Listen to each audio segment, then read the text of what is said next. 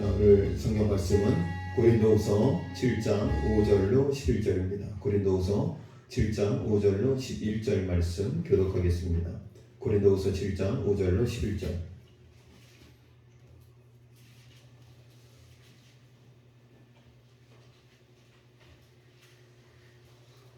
우리가 마게도냐에 이르렀을 때에도 우리 육체가 편하지 못하였고 사방으로 혼란을 당하여 밖으로는 다툼이요 안으로는 두려움이었노라.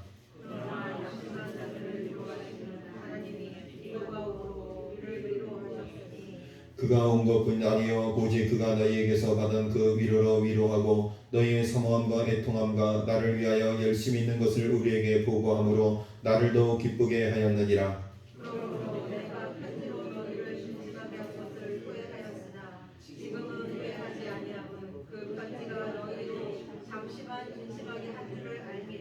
내가 지금 기뻐하면 너희로 근심하게 한 까닭이 아니요 도리어 너희가 근심함으로 회개함에 이른 까닭이라. 너희가 하나님의 뜻대로 근심하게 된 것은 우리에게서 아무에도 받지 않게 하려 함이라. 하나님의 뜻대로 받는 근심은 후회할 것이 없는 구원에 이르게 하는 회개를 이루는 것이요 세상 근심은 사망을 이루는 것이니라.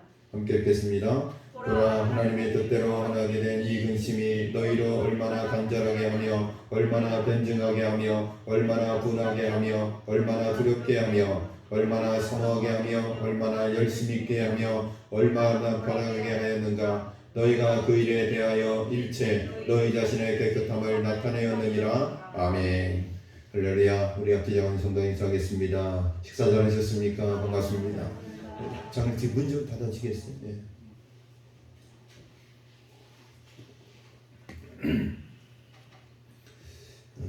다음 주에 식사를 하니까 좋으세요? 반응이 왜 이래? 윤승건 집사님만 좋아하시는 것 같아요. 제가 분명히 반갑습니다. 다음 인력 입장도 좋고 김선목 권사님 안 좋으세요? 밥 먹을 때 좋죠 어머니? 괜찮아. 다음 주만 밥을 먹는다고 그랬더니 윤승근 집사님이 앞으로 쭉 칼국수를 먹게 돼서 좋대요. 하여튼 우리 윤 집사님 머리가 얼마나 비상하지. 그 말씀 무슨 말씀이냐? 계속 밥을 먹자 그런 이야기입니다. 다시 지금 이제 애호박이 아직 안 나오죠 보니까 애호박. 사실 김치 칼국수를 먹어야 되는군요, 그렇죠? 사실 이제 김치를 볶아서 공명으로 올려서 먹기로 했습니다. 다음 주에는 김치 칼국수를 반드시 먹어야 돼요. 반드시 먹어야 될 이유는 여러분 잘 아실 것이라고 생각을 하고, 다음 주 오후 예배는 혹시 애를 낳거나 혹시 돌아가시거나 이사를 가지 않는 한 오후 예배를 꼭 참석하시기를 주의 이름으로 간절히 축원합니다. 고맙습니다.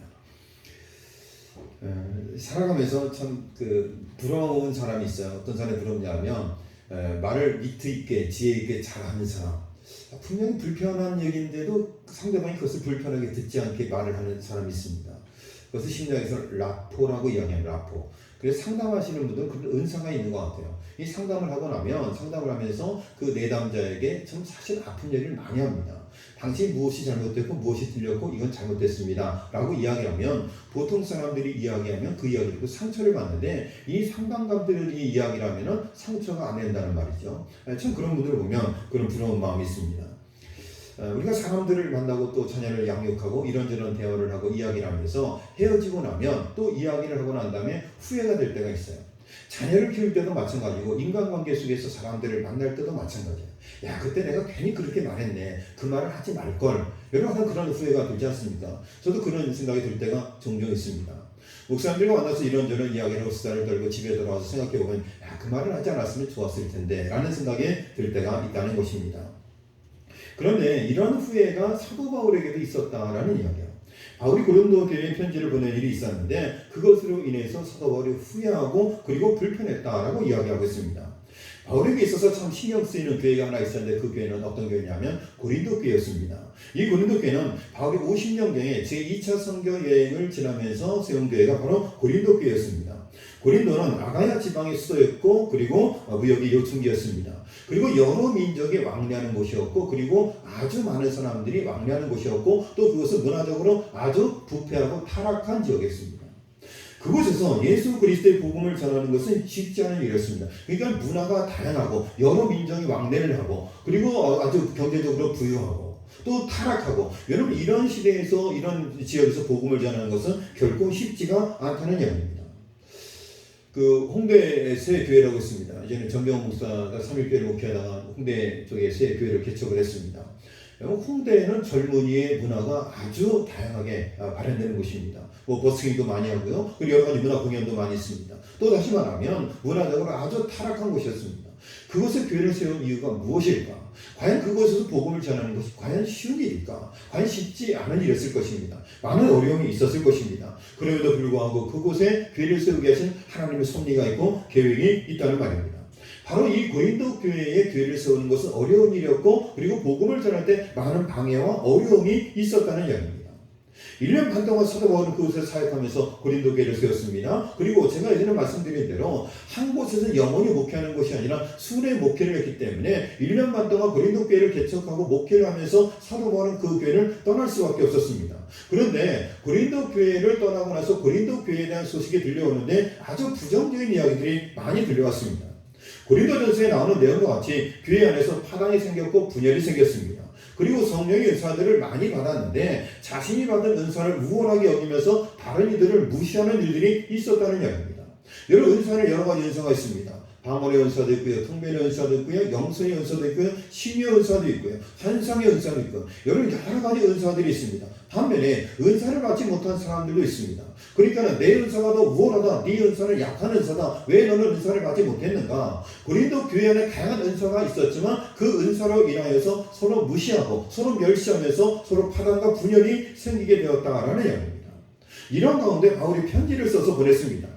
교회 안에, 그러니까 고린도 교회 안에 있는 여러 가지 파당의 문제, 분열의 문제, 여러 가지 문제를 해결하기 위해서 말씀으로 가르치기 위해서 편지를 써서 보냈습니다. 첫 번째 편지를 보낸 이후에 바울이 고린도 교회를 방문했습니다. 그런데 고린도 교인들의 태도가 좋지 않았습니다. 고린도 교인들은 그를 제대로 영접하지도 않았고 바울의 권면도 받지 않았습니다. 그러니까 사도 바울의 편지를 받고 나서 그들은 불편해졌어요. 다시 말하면 지적질 당했다라는 생각을 한 거예요. 마음이 불쾌했습니다. 그래서 사도 바울을 멸시했습니다. 잘 대접하지 않았습니다. 방문 이후에 바울의 마음이 얼마나 답답하고 힘들었겠습니까? 바울은 그들에게 또 다른 편지를 씁니다. 이를 눈물의 편지라고 일컫는데, 바울이 눈물을 흘리며 간절한 마음으로 저들이 잘못을 회개하고 돌아오기를 바라는 간절한 마음을 담아서 또 편지를 썼습니다. 그리고 그 편지를 사랑하는 제자 디도를 통해서 보냈습니다. 그런데 그 편지를 보내놓고서 바울의 마음이 편치가 않았습니다. 바울은 그 편지를 보내놓고 후회했다고 했습니다. 이 편지로 인해서 고린도 교인들이 근심하게 되고 그것으로 인해서 문제가 더욱 악화되면 어떻게 할까라는 생각을 갖게 되었습니다. 차라리 편지를 보내지 않았으면 좋았을 텐데 후회하는 마음이 들었던 것입니다. 여러분 이해가 되죠? 첫 번째 편지를 보내고 나서 고린도 교회를 방문했는데 고린도 교회 교인들이 사도 바울을 대하는 태도가 좋지 않았습니다. 두 번째 편지를 보냈는데 눈물의 편지를 보냈어요. 더욱더 간절한 마음을 담아가지고. 여러분 목회자가 마음을 담아서 편지를 쓸 때는 그 영혼들을 사랑하는 마음, 그리고 그 성도들을 바르게 양육하기 위해서, 바른 길로 가기 위해서 성화나 피를 토하는 심정으로, 절절한 마음으로 두 번째 편지, 눈물의 편지를 써서 보냈습니다. 막상 편지를 디도를 통해서 보내놓고 나니까 또 마음속에 후회가 밀려오는 겁니다. 괜히 보냈다, 그냥 놔둘 걸 하는 그런 마음이 있었습니다. 그러던 중 바울이 마게도냐에서 편지를 전하고는 디도를 만나게 되었습니다. 그리고 디도의 보고를 받게 되었습니다. 여러분 바울의 마음이 얼마나 불안했겠습니까? 그런데 바울의 걱정과는 다르게 디도는 아주 좋은 소식을 전해주었습니다. 고린도 교회들이 사도 바울의 편지를 받고서 그들이 디도를 위로해 주었다는 것입니다. 그리고 바울을 사모하며 열심을 내고 자신들의 잘못에 대해서 애통했다는 것입니다. 두 번째 편지를 받고 나서 고린도 교회 교인들이 디도를 위로해 주었고, 그리고 잘못을 깨닫고 회개하게 되었고, 그들이 애통했다라는 이야기입니다. 여러분 목회를 하면서 이것만큼 보람된 일이 어디 있겠습니까? 사도 바울이 눈물 흘리면서 기도하는 마음으로, 간절한 마음으로 하나님 말씀으로 그들을 양육하고 바른 길로 인도했는데, 그 편지의 내용을 듣고 고린도 교회 교인들이 깨닫고 회개했고 애통했다라는 이야기, 그들이 달라졌다는 이야기. 여러분 그런 것을 바라볼 때 사도 바울의 마음에 얼마나 큰 기쁨이 있었겠습니까? 이런 소식을 디도로부터 듣고서 바울은 자신의 편지가 고린도 교인들을 근심케 했지만 그 근심은 잠깐이었고, 그 근심으로 그들이 다른 자리로 돌아옴을 기뻐했다고 기록하고 있습니다. 여기서 근심이라는 말은 마음의 찔림이요? 도전이요? 저는 그렇게 한번 생각을 해보는 거예요. 사도 바울의 편지를 받고 고린도 교회 교인들이 마음이 불편했어요. 마음에 근심이 들었어요. 다른 말로 이야기하면 찔렸어요. 마음이 아팠어요. 여러분, 하나님 말씀을 듣고 그 말씀을 듣고 마음에 찔림이 있으면 회개하고 애통해하는 사람이 있는가 하면 반면에 시험에 드는 사람이 있어요. 야, 오늘 설교는 목사님 나 들으라고 나 때린, 절대 그런 일 없습니다. 저희는 사실 몇 명 되지 않습니다. 만약에 목사님 나 들으라고 설교했나 그러면 감사해야 돼요. 한 주간 동안 설교 준비하면서 목사님 온전히 나만을 위해 설교 준비한 거잖아요. 할렐루야. 그러면 감사해야 되잖아요. 여러분 혹시 설교를 듣다가 야, 목사님 나 들으라고 하는 소리인가 보다, 그런 마음이 듣거든 시험에 들지 말고 감사하시기를 주님의 이름으로 간절히 축원합니다. 그렇게 감사할 분들만 오후예배 나오셨어요. 감사합니다. 바울이 그래서 기뻤어요. 근심을 줬어요, 고린도 교인들에게. 그런데 그 근심이 바른 자리로 돌아오게 하는 기회가 됐어요. 계기가 되었어요. 그때 목회자는 사도 바울은 기쁜 거예요. 근심하다라는 단어는 헬라어로 리페오라고 하는데요, 슬프게 만들다, 고통스럽게 하다. 슬프게 만들다, 고통스럽게 만들다. 그러니까 하나님 말씀, 다시 말하면 고린도 교회 편지를 받고 고린도 교회 성도들이 슬펐고 고통스러웠어요. 그런데 이 근심하게 했던 사도 바울의 편지가 그들을 바른 자리로 돌아오게 했다. 성도의 본분을 찾게 했다. 온전한 성도의 삶으로 돌아오게 했다. 회개했다. 깨닫게 했다. 여러분, 그것은 굉장히 큰 유익이다라는 얘기예요.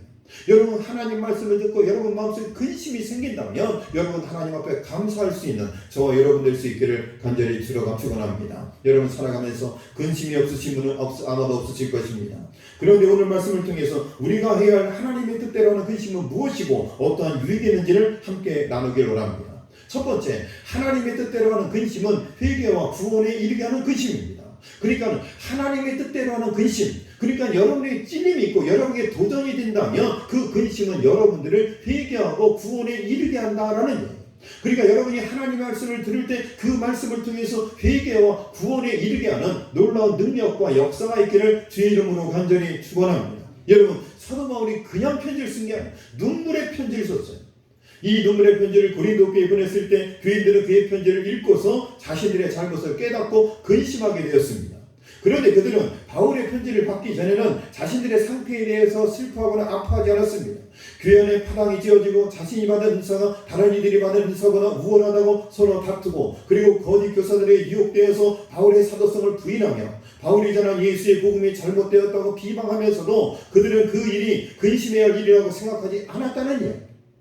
잘못 살고 있으면서도 내 은사가 더 우월해, 다른 사람들을 무시하고 분열하고 당짓고 다투고 예수의 복음을 무시하고 그러면서도 잘못된 것을 깨닫지 못했어요. 그런데 사도 바울의 편지를 받고 그들의 마음속에 뭐가 생겼어요? 근심이 생겼어요. 근심이 생겼어요. 마음에 찔림이 있었어요. 그리고 그들은 회개했고 바로 돌아왔다라는 얘기예요. 하나님의 말씀을 듣고 하나님의 말씀을 읽을 때마다 여러분 마음속에 이런 근심이 있기를 바랍니다. 여러분, 세상 근심이 세상이 주는 근심이 아니라 하나님이 주시는 근심, 성령이 주시는 근심이 여러분들의 신앙을 유익하게 만들게 되기를 주의 이름으로 간절히 축원합니다. 우리는 무엇을 근심하십니까? 제가 그런 이야기도 했었습니다만 국가 민족을 위해서는 기도 많이 하시지 않습니까? 애통하는 마음. 전혀 근심이 없이 살아간다. 제가 오늘 설교 말씀을 준비하면서 하나님이 주는 근심, 세상이 주는 근심. 그런데 우리는요, 세상이 주는 근심만 하고 있는 거예요. 내 마음이 주는 근심만 하고 있는 거예요. 하나님이 주시는 근심은 안 해요. 여러분, 국가와 민족을 위해서 애통해야 하고, 이 나라 이 민족이 이렇게 가서는 안 되는데, 한국교회가 이렇게 가면 안 되는데, 코로나 팬데믹으로 인하여서 한국교회가 위기 가운데 있다고 하는데 이렇게 한국교회가 흘러가면 안 되는데 애통하는 마음을 가지고 근심하며 기도하는 것은 누가 주시는 것이며 하나님이 주시는 근심이에요. 다시 말하면 세상 염려와 근심이 아니라 하나님이 주시는 근심, 하나님 말씀에 대해서 깨어나지는 그 말씀의 도전을 통해서 기도할 수 있고 그 말씀의 반응을 통하여 새로운 변화가 일어날 수 있기를 간절히 소망합니다. 우리 시동교회 성도들은 먹고 사는 근심하는 인생들이 아니라 하나님이 주시는 말씀을 통해서, 깨달음을 통해서 하나님의 영광을 위해서 하는, 하나님이 주신 근심할 수 있는 저와 여러분 될 수 있기를 간절히 바랍니다. 첫 번째는요, 하나님이 주신 근심을 통해서 회개와 구원에 이르게 되는 거예요. 두 번째, 사람이 잘못이 있다고 해서 모든 사람이 근심하는 것은 아니에요. 다시 말하면 내가 잘못했다고 해서 그것을 깨닫는 것은 아니라는 거예요. 내가 잘못하고 깨닫는 사람들이 있어요. 잘못한 것을 회개하는 사람들이 있어요. 그렇죠? 그런데 잘못했다고 해서 반드시 회개하는 것은 아니라는 이야기예요. 도리어 자신의 잘못을 깨닫지 못하기 때문에 근심해야 될 때 평안한 경우도 있어요. 그게 누구냐면 바로 다윗이라는 사람이에요. 다윗은 하나님의 마음에 합하기를 애를 썼습니다. 이스라엘의 왕으로 세움받은 이후에도 하나님의 뜻에 따라 이스라엘 나라를 다스리고자 힘썼습니다. 그런데 그가 일생일 때 큰 잘못을 연이어 저지릅니다. 자신의 충신이 우리야 장군의 아내를 성적으로 범했습니다. 그리고 다윗은 그 죄를 숨기기 위해서 음모를 꾸며 우리야 장군을 전쟁터에서 죽였습니다. 다윗이 저지른 죄는 심히 중한 것이었습니다. 자, 여러분 질문합니다. 자, 다윗이 저지른 이 죄 10계명 중에서 몇 가지 죄를 지었을까요? 첫 번째 무슨 죄? 첫 번째 무슨 죄? 간음하지 말라. 두 번째, 살인하지 말라. 세 번째, 이웃의 것을 탐하지 말라. 다윗은요 10계명 중에서 세 가지를 어겼어요. 이것은 아주 중요한 죄. 그런데 그의 마음속에 뭐가 없어요? 근심이 없었어요. 평안했어요. 이 세 가지 10계명 율법을 어긴 중요한 죄를 짓고도 이 다윗의 마음속에 뭐가 없었어요? 근심이 없었고 마음이 그냥 편안했어요. 그냥 일상의 삶을 사는 거예요. 보통 사람 같으면 그러한 죄를 지었으면 근심해야 되는데 다윗은 그렇게 하지 않았습니다. 그의 마음속에 그의 죄로 인한 근심과 애통함이 없었습니다. 그리고 아무런 일이 없었던 것처럼 일상을 지냈습니다. 그런데 여러분 다윗이 근심하지 않으니까 누가 근심해요? 다윗이 근심하지 않으니까 누가 근심해요? 하나님이 근심하는 거예요. 다윗이 말씀을 듣고 깨닫고 회개해야 되는데 범죄를 저지르고 회개하지 않고 근심하지 않으니까 다윗이 근심하지 않으니까 하나님이 근심하시는 거예요. 다윗이 죄를 근심하며 회개해야 되는데 그렇지 하지 않으니까 하나님께서 근심하게 되신 것입니다. 하나님께서 근심하지 않는 다윗을 그냥 두셨습니까? 누굴 보냈어요? 나단 선자를 보냈어요. 나단 선자를 보내서 다윗의 죄를 드러내십니다. 그리고 다윗은 자신의 죄를 깨닫고 근심합니다. 그리고 회개함으로써 그 죄의 문제를 해결함 받게 되는 것을 보게 됩니다. 바울은 고린도 교회를 향한 근심이 있었습니다. 고린도 교회들이 저렇게 하면 안 된다는 근심의 마음이 있었는데 그것은 곧 하나님의 마음이기도 했습니다. 우리가 하나님의 뜻대로 살기 위해서 하는 근심이 있다면 그것은 하나님의 은혜요 사랑으로 인한 것입니다. 저는 우리 시동교회 모든 성도들이요 세상의 염려와 근심이 아니라 하나님이 주시는 근심은 할 수 있기를 바랍니다. 어떻게 하면 이 지역을 복음할 수 있을 것인가? 어떻게 하면 이 지역을 교회를 전도할 수 있을 것인가? 어떻게 하면 저들을 교회로 인도할 수 있을 것인가? 여러분 그것은 근심해야 돼요. 마음의 부담을 가져야 돼요. 그를 위해서 기도해야 돼요. 여러분 근심하지 말라고 하니까 교회를 위해서 국가와 민족을 위해서 아무 생각 없이 사는 거 여러분 그건 바람직한 것이 아니에요. 잘못되어진 것을 보면서 애통해하고 아파하고 그를 위해서 기도하고 여러분 마음에 근심은 하나님이 주시는 근심, 성령이 주시는 근심은 꼭 하실 수 있기를 간절히 축원합니다.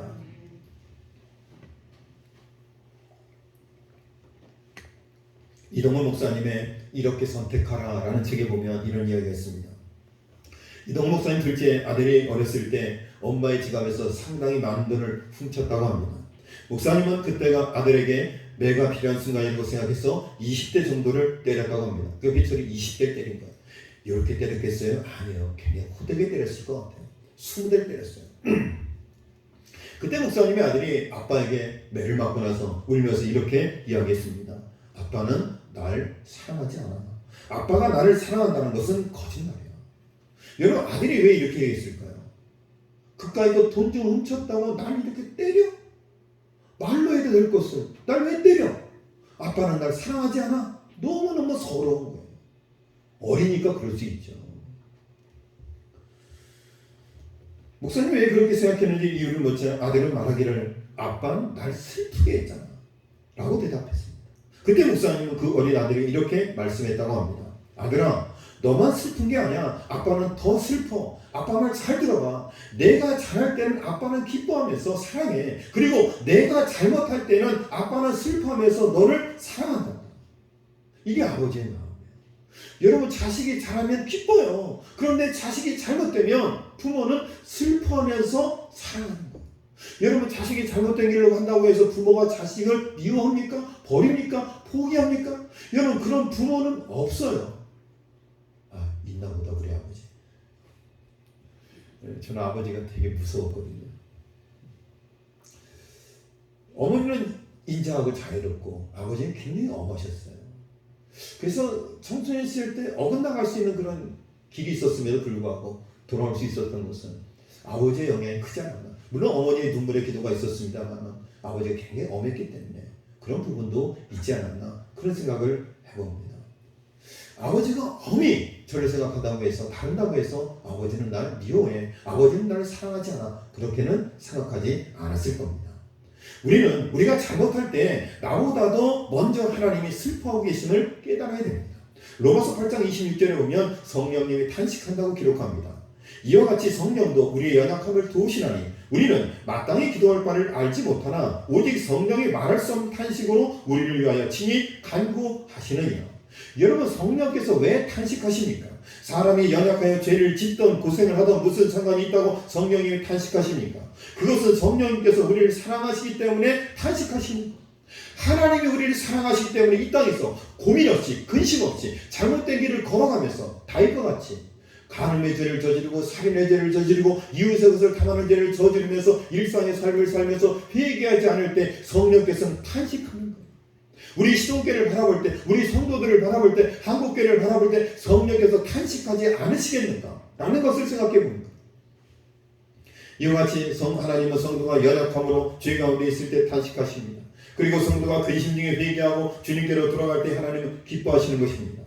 마지막 세 번째, 그리고 하나님의 뜻대로 하는 근심은 하나님을 의지하게 하는 근심입니다.